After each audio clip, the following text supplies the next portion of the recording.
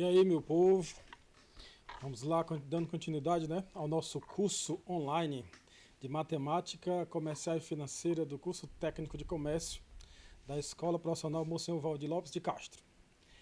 Então, como a gente já vem falando, a gente falou na primeira parte, no início do curso, né, que foi exatamente na live, no Meet, onde a gente chamou de o quê? O encontro presencial mediado por computador.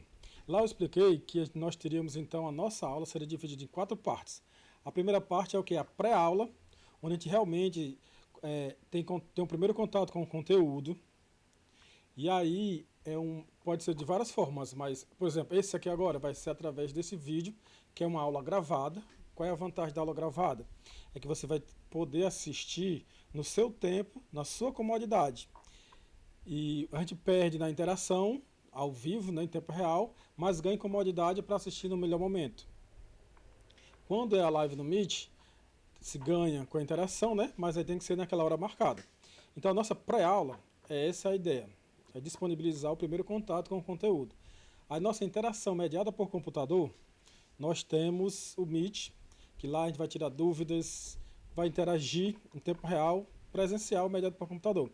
E a terceira parte é a pós-aula, que é quando a gente converte tudo isso, essas informações em conhecimento, através de realização de exercício, resumo, debate, participação em fóruns, etc.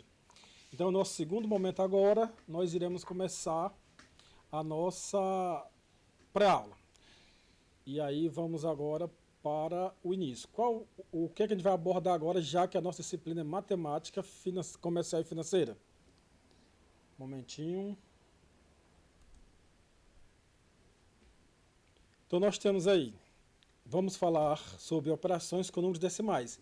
Porque se vocês prestarem atenção, no dia a dia, né, nós temos sempre processo de compra e venda, não só por sermos da área técnica de comércio, mas todo mundo no seu dia a dia compra e vende. Na maioria das vezes o consumidor só compra. E aí tem aquelas questões de taxas, impostos, percentuais, descontos, juros. E sempre é através de valores decimais, ou seja, número com vírgulas, operações com vírgula. Então, antes de começar na matemática comercial e financeira propriamente dita, eu achei interessante a gente começar fazendo aquela revisãozinha básica das operações com números decimais. Mas, como nós estamos testando essa nossa primeira metodologia, usando esse novo modelo de apresentação, né, vamos ver o que aqui temos para hoje. Temos, então, matemática comercial e financeira, que é o nosso assunto. Depois a gente vai ver um pouco, essa matemática comercial e financeira, o que é que a gente vai pegar da matemática 100%, né, matemática raiz. E depois nós iremos ver realmente as operações de adição, subtração, multiplicação e divisão. Então, nesse primeiro momento, a gente vai ver o quê? Vamos lá. Matemática financeira. Então, se nós estamos falando aqui, não é matemática financeira, é matemática comercial e financeira. Claro que se você pensar no curso de matemática ou numa graduação que envolva matemática comercial e financeira, vai ser um conteúdo bem mais amplo. Para a gente aqui que é do comércio e da área técnica, nós iremos abordar a matemática comercial e financeira da seguinte forma: a matemática comercial e a matemática financeira. A comercial, a gente vai falar o quê? A gente vai tratar ela como sendo uma ferramenta de apoio aos processos cotidianos das organizações para aprender os cálculos relacionados às operações comerciais que envolvem negociação de compra e venda. Desenvolver a capacidade de raciocínio lógico e de operações comerciais. Então, esse seria o nosso intuito com a matemática comercial para a nossa realidade do curso técnico de comércio. Também. Então, assim, a gente vai ver o quê? As operações comerciais. O que a gente pode pensar como operações dentro da matemática nas operações comerciais? Seria aquela taxa de desconto, a questão do cálculo do juro, a questão das parcelas, a questão de porcentagem. Ou seja, seria o dia a dia do uso da matemática na nossa área comercial. Já a matemática financeira, ela seria útil para quê? Útil para as análises. As análises de quê? Investimento, a questão de se vale a pena entrar naquele ou nesse ou naquele negócio, comprar ou vender aquela coisa lá. Então, por exemplo, vamos falar especificamente aqui, vamos dividindo aqui de uma forma didática. A matemática financeira vai ser o quê? A gente vai trabalhar os investimentos e o fluxo de caixa. E não vai aprender sobre investimento agora e sobre fluxo de caixa. Tem uma disciplina que eu acredito só para isso. Aqui a gente vai entender como usar ou como funciona essas questões aí pelo viés da matemática financeira. E na matemática, como eu falei, né, juro, porcentagem, basicamente, aquela questão de taxa de... Quando é acréscimo é juro, quando é decréscimo é desconto. E pode falar também um que mais da matemática financeira. Ó, é uma ferramenta útil na análise de algumas alternativas de investimento ou financiamentos de bens de consumo. Consiste em empregar procedimentos matemáticos para simplificar as operações financeiras e o fluxo de caixa. Mas para a gente poder se apropriar da matemática dentro da realidade comercial, a gente tem que ver que se é matemática, vem da matemática raiz. E dentro da matemática raiz é aquele básico do básico da matemática, ó, dos conceitos mesmos intuitivos, tipo conjunto. Então vamos ver aqui, ó. Vamos só que partindo aqui. Para começar a pensar em matemática, a gente tem que pensar que matemática trata com números. E esses números, vocês já viram, né? É dividido em conjuntos. Então nós teríamos então o quê? Os números naturais, o conjunto dos números naturais, o conjunto dos números inteiros, o conjunto dos números irracionais, o conjunto dos números racionais, eles todos dentro do conjunto dos números reais, e aí nós teríamos os números também complexos, que seria mais aprofundadamente ainda dentro da matemática. Mas dentro desses conjuntos, para você poder dizer que sabe pelo menos o que é matemática, você tem que pelo menos entender o conceito de números reais e números inteiros. Então eu coloco aqui como se fosse o básico, que você já tem que trazer essa informação. Vamos só passar por cima. O que a gente vai usar realmente aqui como para revisão, né? Para poder usar lá na matemática comercial e financeira, é os números racionais, que a gente vai ver também aqui. E também, para não ficar faltando um pedaço, eu coloquei aqui algumas informações básicas dos irracionais que a gente não usa no mercado, né? Então vamos lá. O que a gente pode dizer dos números naturais? Basicamente, já pode dizer para que ele serve. Ele existe para quê? Pela necessidade de contagem que o ser humano tem nas suas relações.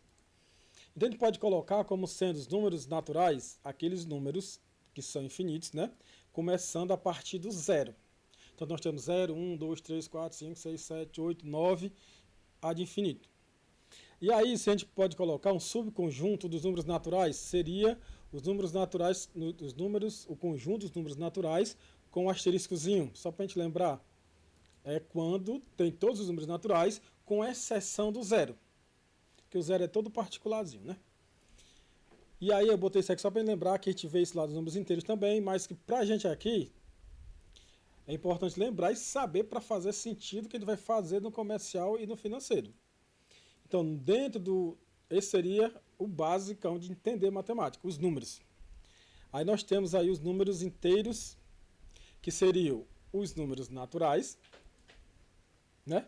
Ampliados com os números naturais negativos. Os números naturais, que são os números positivos mais o zero, e os inteiros seriam os números naturais mais os números negativos, também inteiros. Como a gente pode ver aqui no exemplo.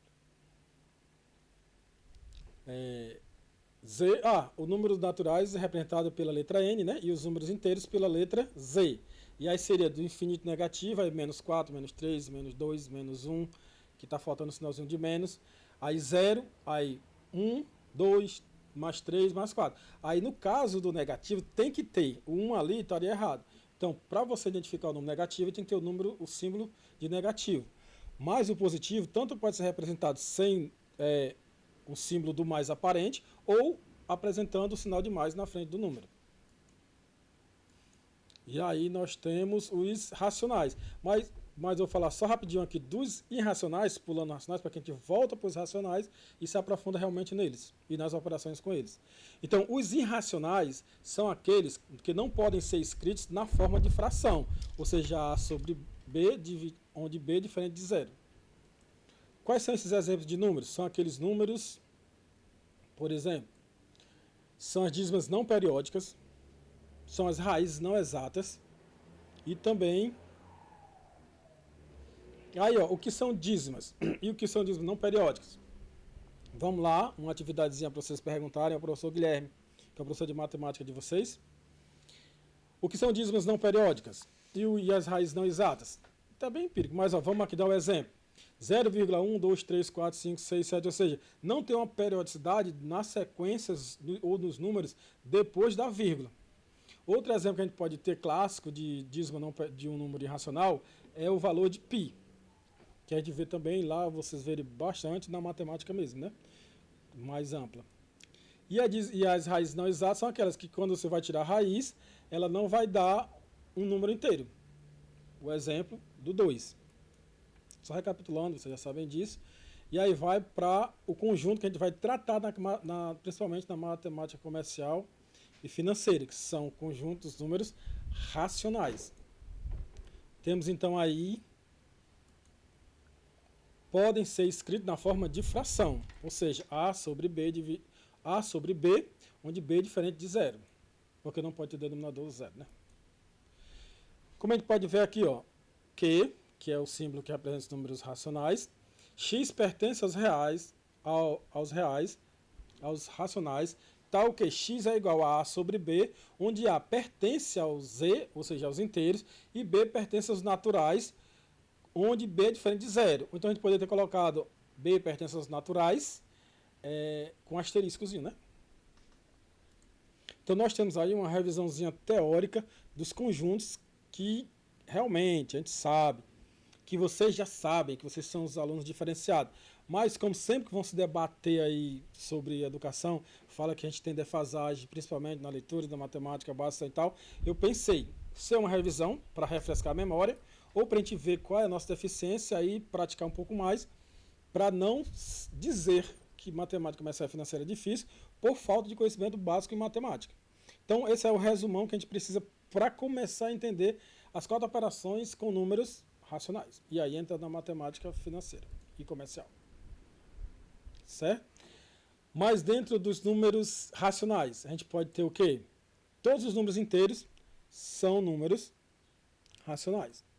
Todos os decimais finitos, ou seja, você divide o número, vai ficar 0, alguma coisa que tem fim, né? Então 2, alguma coisa. Ele, tendo fim, ele é racional, porque vai poder ser escrito em forma de fração. E as dízimas periódicas, que são aquelas que têm, depois da vírgula, número repetido, ou sequências repetidas, né? Periódicas. Dá uns exemplos aqui, ó. Todos os números inteiros, ou seja, o infinito negativo e o infinito positivo, né? Qualquer número que seja negativo ou positivo, e o zero, que seja inteiro, faz parte dos números racionais. As dízimas finitas, que seriam quais? Seriam, por exemplo, você pega 1,1, terminou no 1 depois da vírgula. Então é um decimal, porque a gente identifica o decimal aí porque pela vírgula, né? Mas também decimal é porque é divisível por 10, foi dividido por 10 ou alguma potência de 10. Mas, ó, 1,1 encerrou. Esse é o valor. Então, é um decimal finito. Então, é dos números racionais. 2,32, terminou no 2, do 32. Então, é um decimal finito. 4,45, já deu para pegar a ideia, né? E as dízimas periódicas seriam, então, quais? Isso aqui é para a gente fazer uma revisãozinha, esse quadrão grandãozão aqui. Dízimas periódicas são aquelas tipo 2,33333, ó, se repete o 3 sempre.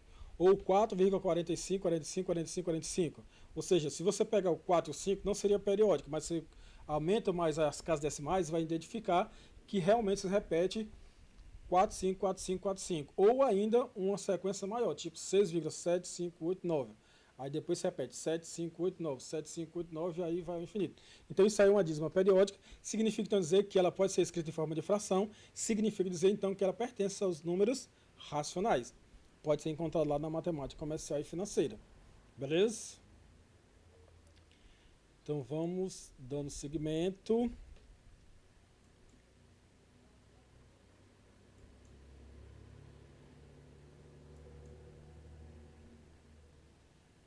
Então a gente encontrou aí dentro dos números da matemática, né, o basiquinho da matemática mesmo, que são os conjuntos dos números, nós vemos os naturais, os inteiros, os irracionais e os racionais, destacado aqui, que é o que a gente vai trabalhar mesmo.